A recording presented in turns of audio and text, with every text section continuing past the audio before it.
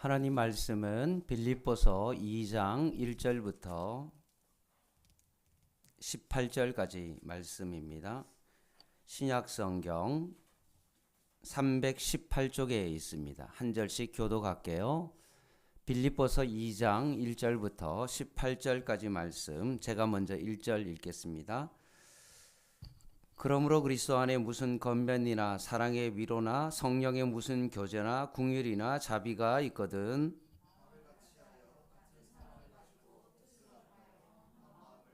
아무 일에든지 다툼이나 허용으로 하지 말고 오직 겸손한 마음으로 각각 자기보다 남을 낫게 여기고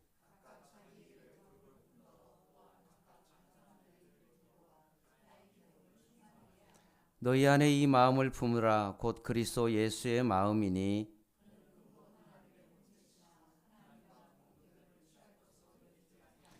오히려 자기를 비워 종의 형체를 가지사 사람들과 같이 되셨고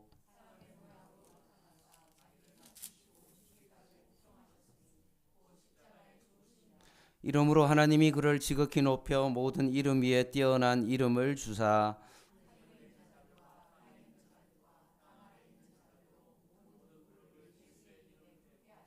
모든 입으로 예수 그리스도를 주라 시인하여 하나님 아버지께 영광을 돌리게 하셨느니라.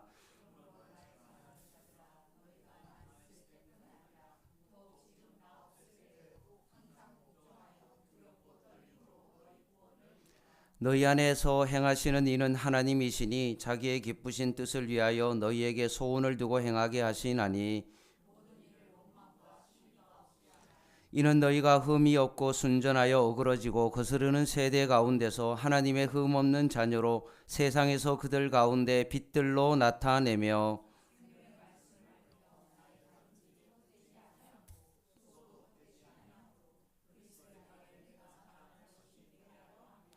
만일 너희 믿음의 제물과 섬김 위에 내가 나를 전제로 드릴지라도 나는 기뻐하고 너희 무리와 함께 기뻐하리니 이와 같이 너희도 기뻐하고 나와 함께 기뻐하라. 아멘. 서신서 가운데 우리가 이제는 빌립보서에 다다르게 되었습니다.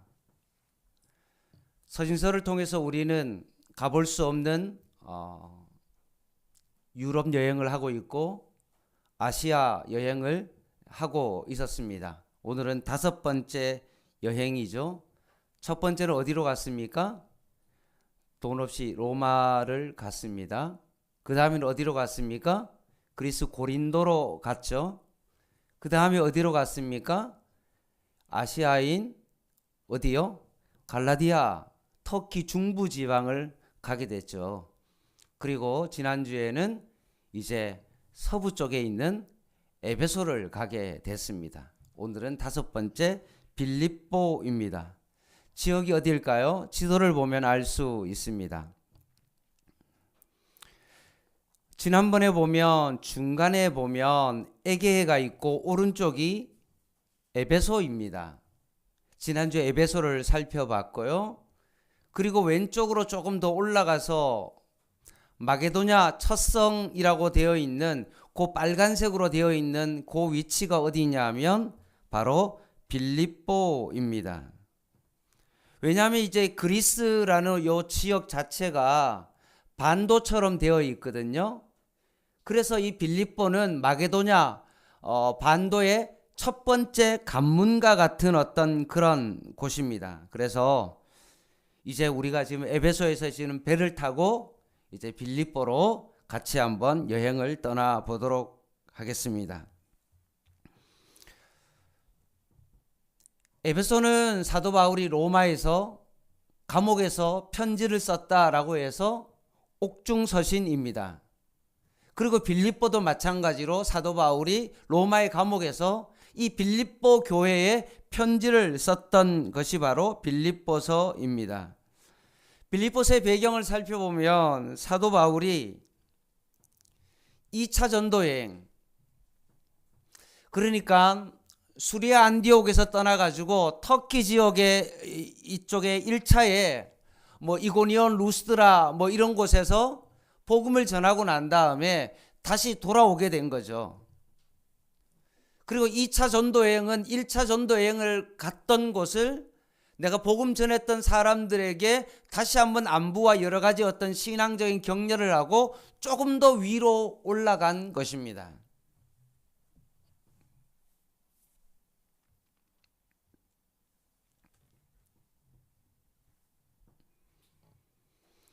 위로 올라가다 보니까 나름대로 사도 바울도 전도자로서 이 지역에 가면 나름대로 이런 생각을 하지 않겠습니까? 아, 여기서는 내가 한 몇 달 정도 머물러야 되겠다.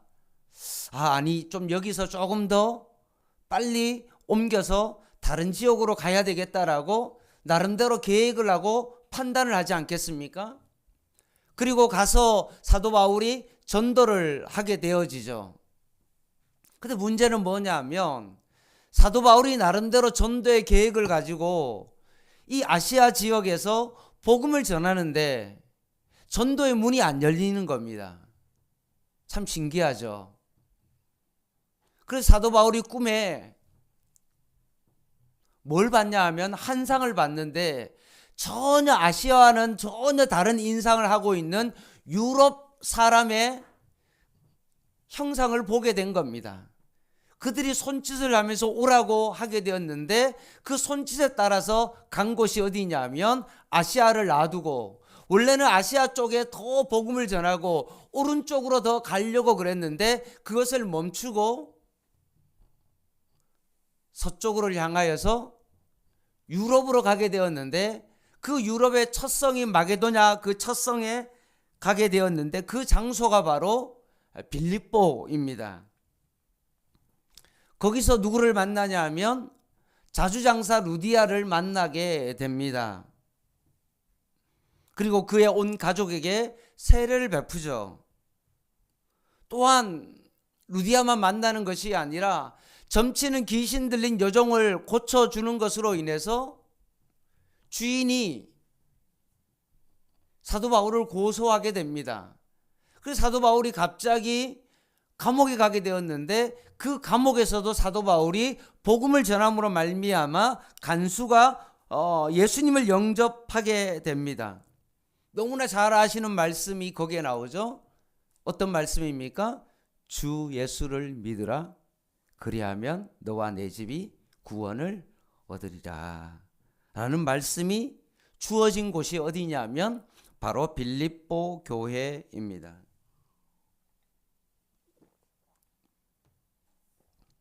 배를 타서 유럽으로 가는 첫 관문이 바로 빌립보였는데 이게 아시아와 유럽을 잇는 관문과 같은 어떤 그런 역할을 했기 때문에 많은 사람은 이 빌립보를 뭐라고 말했냐면 작은 로마다라고 불렀다고 합니다.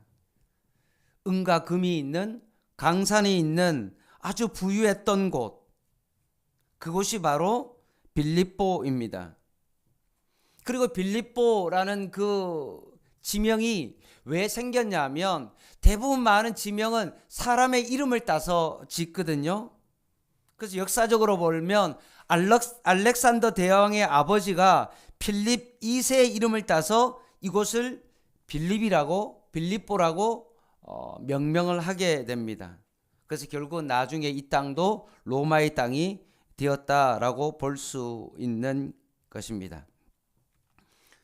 그래서 사도 바울이 빌립보 지역에 복음을 전하고 그곳에 개척해서 교회를 세움으로 말미암아 사도 바울의 많은 제자들을 거기에 보내기도 하고 연락을 해서 빌립보 교회 내부 사정을 사도 바울이 너무나 잘 알고 있어서 결국 로마 감옥에서 빌립보 교회에 편지를 썼다라고 보면 됩니다.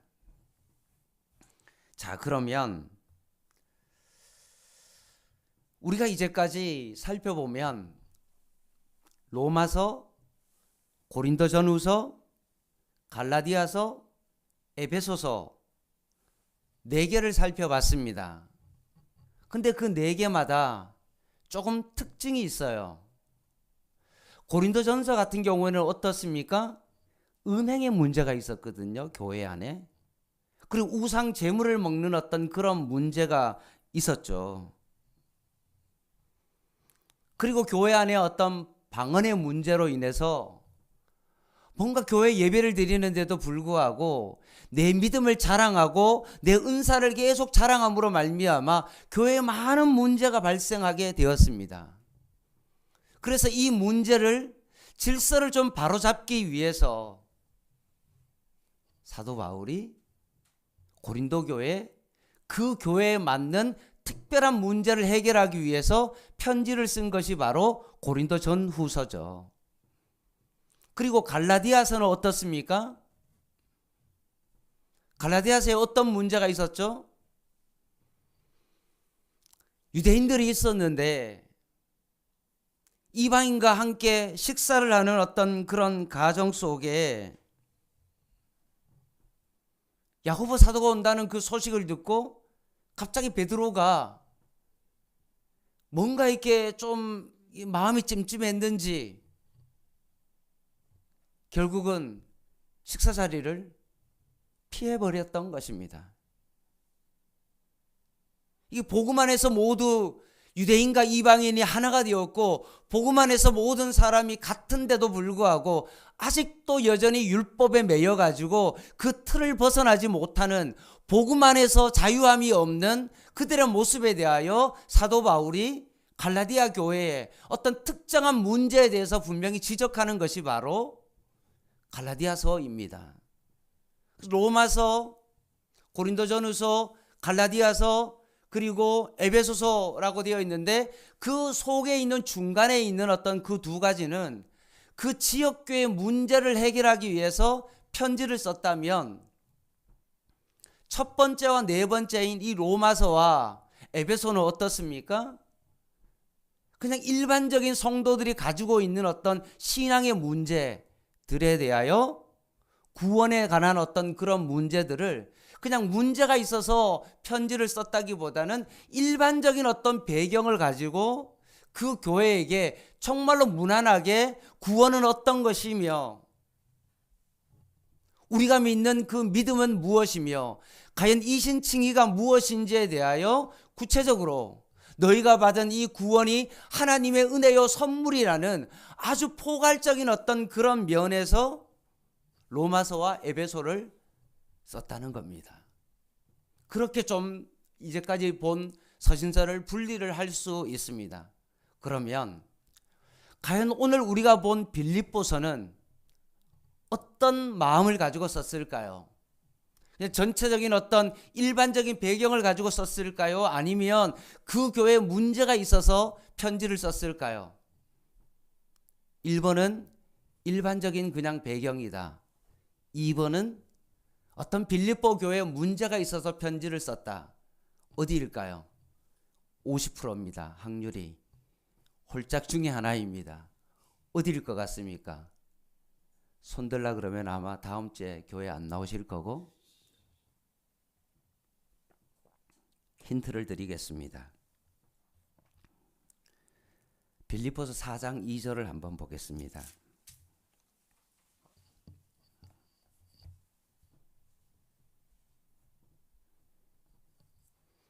4장 2절에 보니까 빌립보 교회에 두 집사님이 계셨거든요. 한 집사님은 유 집사님이시고요. 한 집사님은 순 집사님이세요. 근데 유 집사님하고 순 집사님이 교회의 중요한 어떤 중직이었던 것 같아요. 교회 일도 참 많이 하고 교회의 어떤 중요한 것들을 잘 결정하는 어떤 그 두 사람인데 그 두 사람이 어떻게 됐을까요? 싸웠다는 거예요. 서로 마음이 안 맞아서 갈라지게 된 거예요. 그래서 사도 바울이 이 편지를 쓰고 있는 겁니다. 그럼 빌립보서는 어떤 마음으로 썼을까요? 일반적인 배경의 어떤 믿음이 뭐고 구원에 대한 어떤 그런 게 아니라 분명 빌립보서 교회 안에 어떤 특정한 문제, 오늘 읽었던 유집사님과 순집사님의 서로 갈등의 문제와 마음이 하나 되지 못한 어떤 그 문제를 가지고 편지를 썼다라고 보시면 됩니다. 그러면서 사도 바울이 늘 빌립보서를 시작하면서 빌립보 성도들의 믿음을 칭찬하지만 그럼에도 불구하고 너희들이 더 성숙된 삶을 향하여 푯대를 향하여 너희들이 나아가야 된다라고 그렇게 말씀하고 있는 것입니다. 그리고 지금은 자신이 감옥 안에 있지만 너희들이 이런 사실 때문에 너무 슬퍼하거나 그러지 말고 오히려 너희들이 주 안에서 기뻐하고 또 기뻐하라 라고 그렇게 말씀하고 있는 것입니다. 자, 2장 말씀을 한번 보겠습니다. 2장 말씀을 한번 볼게요. 2장 5절입니다. 너무나 중요한 말씀이죠. 2장 5절 한번 같이 한번 읽을게요. 시작. 너희 안에 이 마음을 품으라 곧 그리스도 예수의 마음이니. 그리고 뒤에 보면 누가 나오냐면 디모데가 나오고요. 그리고 19절에 보면 디모데가 나오고요. 그리고 25절에 보면 에바브로디도가 나오거든요. 그래서 2장에 보면 3명의 사람들이 나와요. 소개를 하고 있는데 참 이 사람들의 삶이 참 어렵고 힘들거든요. 그리고 특별히 에바브로디도 같은 경우는 질병이 있는데도 불구하고 자기를 기쁘게 하지 아니하고 오히려 교회 공동체를 기쁘게 함으로 진정한 복음의 본을 보여줬다는 겁니다. 그래서 사도 바울이 뭔 이야기를 하고 싶냐 하면 진짜 성숙한 삶을 살아가는 그 사람은 복음 안에서 기뻐할 수밖에 없다라고 말합니다. 그래서 빌립보서를 별명이 뭐라고 되어 있냐면 이런 별명이 있어요. 기쁨의 서신이다 라는 그런 별명이 붙어 있는 겁니다. 그래서 내가 말하노니 내가 다시 말하노니 기뻐하고 기뻐하라 라는 요 말이 20번 가까이 나옵니다. 그래서 이 빌립보 교회 안에 유집사님하고 순집사님이 마음이 안 맞고 서로 어떤 갈등 관계가 있고 자기 주장이 늘 강하다 보니까 빌립보 교회 안에 어떤 일이 벌어졌습니까? 완전히 기쁨이 완전히 사라진 겁니다.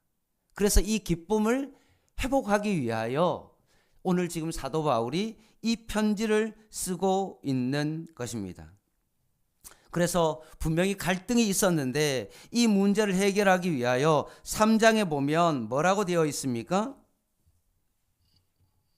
3장 12절입니다.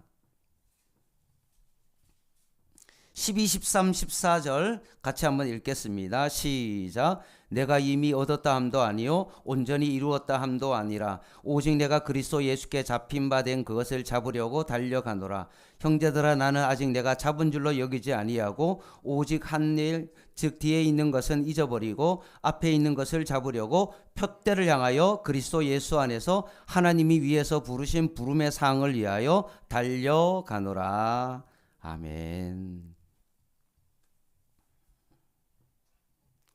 때로는 내 계획이 좀 틀어지고 잘 안 된다 할지라도 내가 이것 때문에 속상해할 필요가 없다는 것입니다.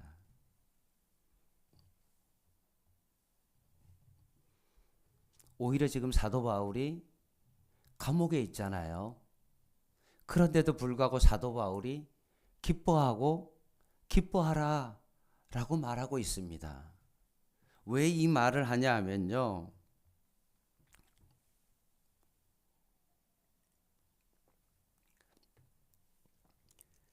사도 바울이 복음을 전할 때 얼마나 열정적으로 복음을 전했겠어요. 근데 지금 사도 바울이 지금 감옥에 가 있잖아요. 그럼 어떤 일이 벌어졌냐 하면 사도 바울이 감옥에 가서 복음 전하는 일을 못하니까 오히려 교회 안에서 열심을 내지 않았던 성도들이 사도 바울이 이제 못하니까 어떤 마음을 가질까요? 아, 내가 대신 사도 바울의 역할을 감당해야 되겠다라고 생각하고 사도 바울처럼 열심을 내는 그런 교회 성도들이 나타나기 시작했다는 거예요. 그래서 오히려 내가 감옥에 있으면 와, 내가 왜 감옥에 있지라고 그렇게 침울하고 정말로 마음의 기분이 상해가지고 정말 우울해 있는 것이 아니라 오히려 내가 감옥에 있지만 오히려 이 일로 인해서 다른 성도들이 열심히 그 일을 감당함으로 말미암아 사도 바울이 오히려 기뻐하고 있는 겁니다.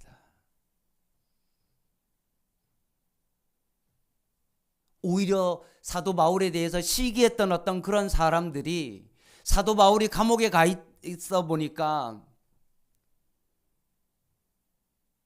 오히려 잘 됐다라고 생각하고 오히려 더 열심히 신앙생활을 하는 어떤 그런 사람들이 나타나게 되었다는 것입니다.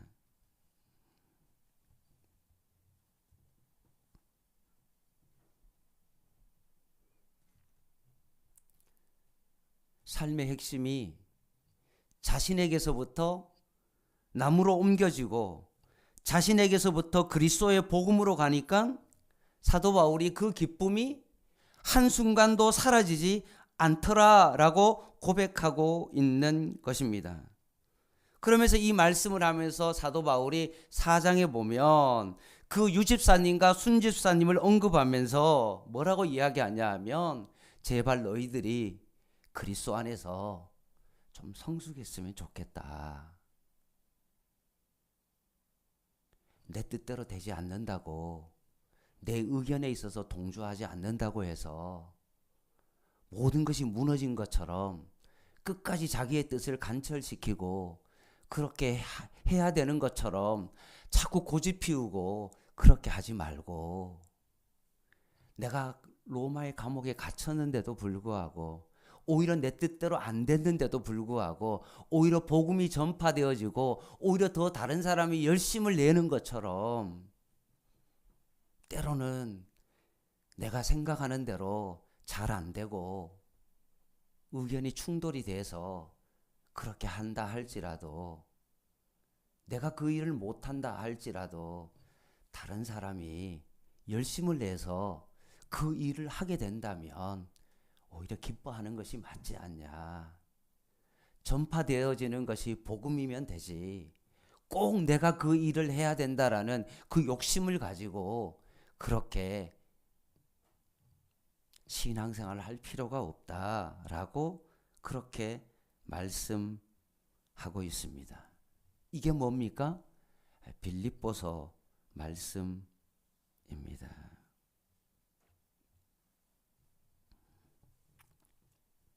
사랑하는 성도 여러분, 목회를 하다 보면 저도 마찬가지입니다. 뭔가 이렇게 했으면 좋겠지라고 생각되어졌는데 그것이 잘 관철되어지지 아니하고 안 된다고 그러면 그것을 막 끝까지 밀어붙여 가지고 막 해야 된다라고 그렇게 주장할 필요가 없는 겁니다. 예전에도 제가 김치찌개집을 저는 할 수 있다라고 저는 판단을 했었거든요. 예수 믿는 사람들이 충분히 삶 속에서 그것을 나눠야 된다라고 생각했고, 그렇게 하는 분도 계시고, 그래서 저는 된다라고 생각했는데, 제지케를 통해서 성도들이 목사님 많이 힘드시고 목회하는데도 힘들고 그러니까 좀 안 했으면 좋겠습니다 라고 그렇게 이야기할 때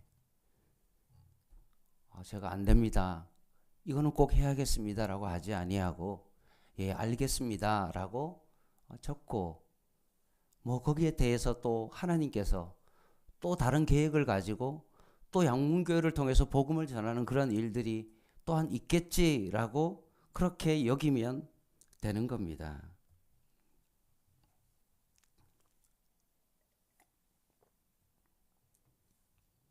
그 비결을 어디서 배운 겁니까? 빌립보서에서 배운 거죠. 풍부에 처할 줄도 알고 비천에 처할 줄도 알아. 내가 원하는 대로 모든 것들이 다 잘 될 거라고 생각하는 그런 마음이 아니라 오직 우리의 기쁨은 내 자신에게서 나오는 것이 아니라는 것입니다. 1장 18절 말씀을 한번 보겠습니다.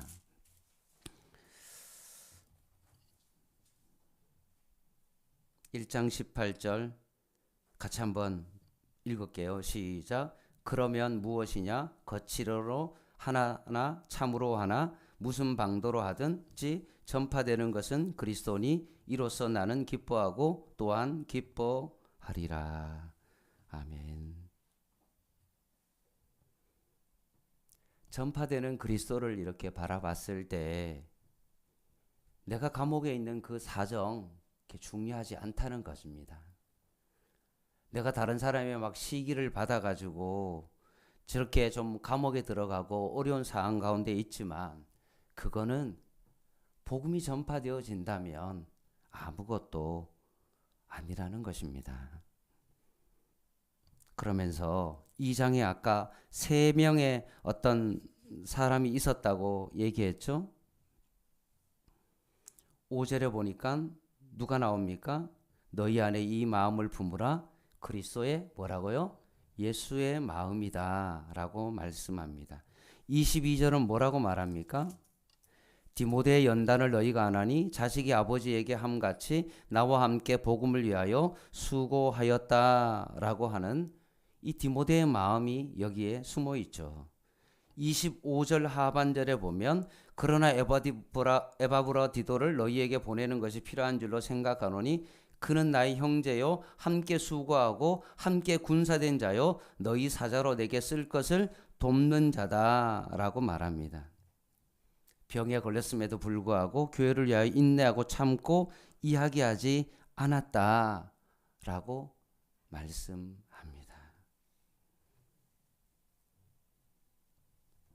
우리가 이런 마음이 있어야 된다는 거죠. 우리가 예수님의 마음을 가질 때 진정으로 우리가 기뻐할 수 있고 디모데처럼 참 연단을 받았을 때 이 연단을 통하여서도 오히려 다시 한번 우리의 기쁨이 회복되어지고 에바브라디도처럼 자기가 막 병 가운데 힘든데도 불구하고 이런 건 내색하지 아니하고 함께 연약한 자를 돕고 함께 수고하고 함께 군사된 어떤 그런 마음을 가지는 것이 진정한 성숙한 사람이요. 그것이 바로 진정한 기쁨이라는 것입니다. 3장 7절입니다.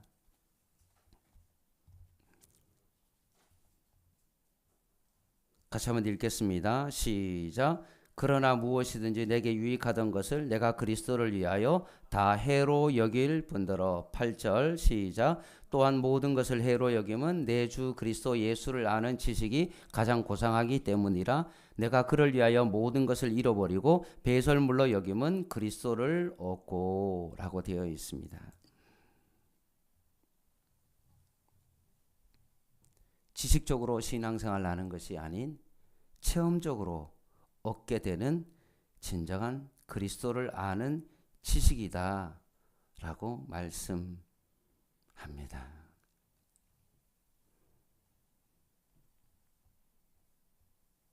그러면서 4장 4절에 보면 주 안에서 항상 기뻐하라. 내가 다시 말하노니 뭐라고 되어 있습니까? 기뻐하라. 주 안에서 항상 기뻐하라 라고 말씀합니다.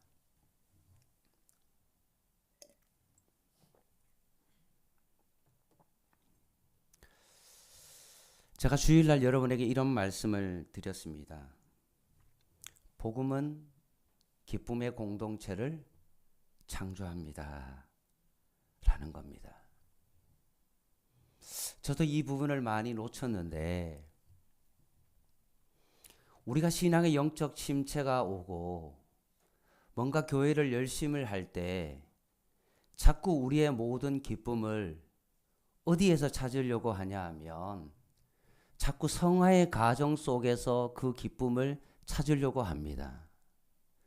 그러다 보니까 내가 뭔가 더 열심히 해야 되고 예전 같지 않은 내 자신의 모습을 바라봤을 때 내 안에 기쁨이 사라지고 신앙생활을 해도 자꾸 습관적으로 신앙생활을 하는 내 자신을 바라보게 되어집니다.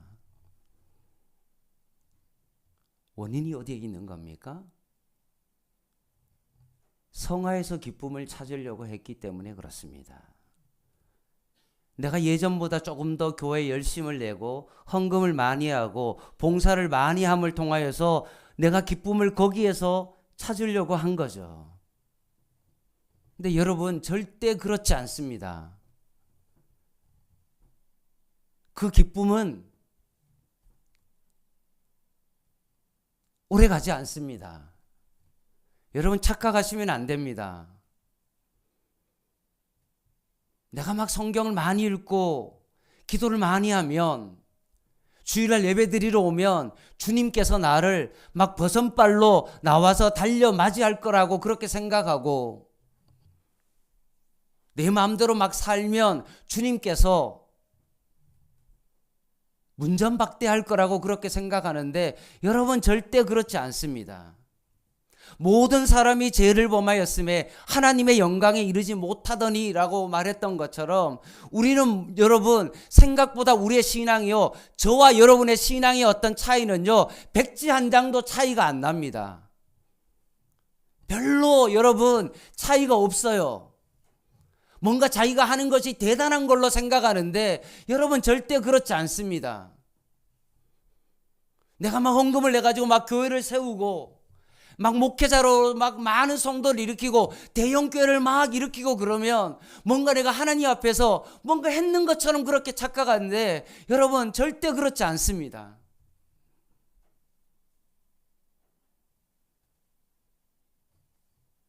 우리의 오직 기쁨은 어디로부터 출발합니까? 예수 그리스도로부터 출발합니다. 죄로 인하여 죽을 수밖에 없었던 내가, 예수님이 대신하여 나를 위하여 십자가에 죽으셨다는 그 일로 말미암아 너무나 내 안에 기쁨이 넘칠 수밖에 없고, 이것 때문에 내가 주님을 위해서 더 헌신하고 봉사할 수 있는 겁니다.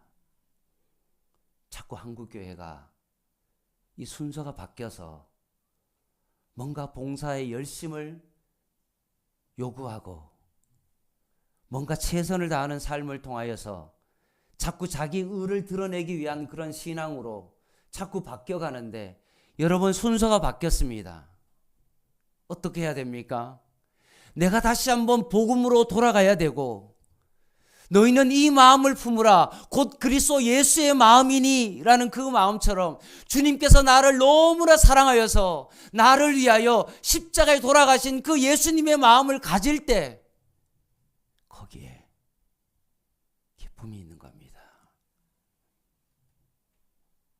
디모데처럼 내 뜻대로 되지 아니하고 오히려 고난 가운데서도 주님을 바라보면서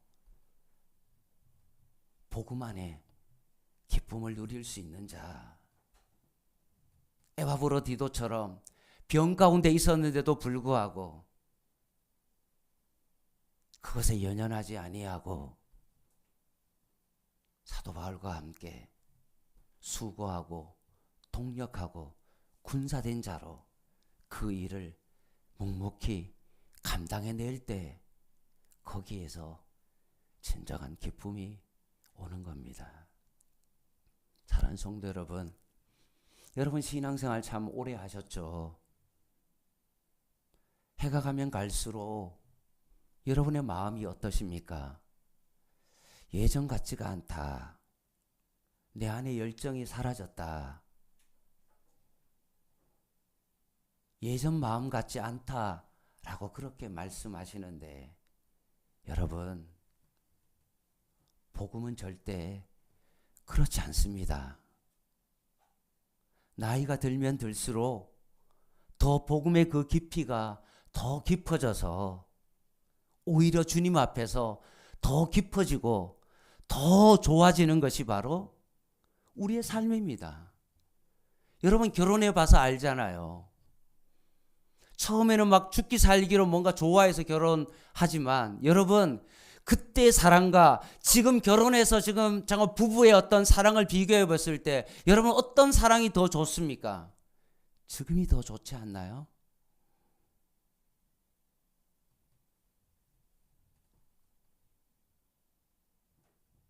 한 존재를 바라보면서 서로를 알아가고 그 안에서 누리는 진정한 교제와 그 깊이가 더해질 때 그 두 사람의 사랑이 더 깊어지고 하는 것과 마찬가지로 우리의 신앙도 저는 마찬가지라고 생각합니다.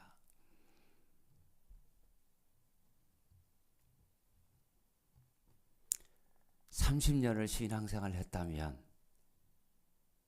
우리가 그 복음 안에서 누리는 그 기쁨도 더 깊어지고 더 넓어지고 더 높아지는 그것이 바로 뭡니까? 복음입니다. 이 복음으로 다시 한번 기쁨이 회복되기를 원하고 여러분이 예전에 제가 CCC라는 선교단체에 있었을 때 다른 선교단체 가운데 하나가 있었습니다. 그 선교단체가 바로 조이라는 선교단체입니다. 영어로 말하면 JOY이거든요. 이 조이라는 요 단어가 기쁨이라는 뜻이거든요. 그런데 어떻게 하면 우리가 기쁘냐라고 했을 때 처음이 뭡니까? J자잖아요. 그 J가 뭐였냐면 지저스였습니다. 예수님이었어요. 내 삶의 가장 정말로 진정한 기쁨의 첫 번째는 뭐냐? 예수님이다. 두 번째 O는 뭐냐라고 했을 때 others라고 해가지고 다른 사람이었습니다. 그리고 마지막에 Y는 you거든요. 나 자신이에요. 관심이 나에게서 옆에 사람으로 옮겨져 갈 때, 그리고 옆에 사람에서 예수님으로 옮겨져 갈 때 우리의 삶 가운데 진정한 기쁨이 온다라고 말씀합니다. 예수님으로 인하여 오늘 이 밤에 제가 여러분이 다시 한번 기쁨을 회복할 수 있는 저와 여러분 되시기를 주님의 이름으로 부탁을 드립니다. 기도하겠습니다.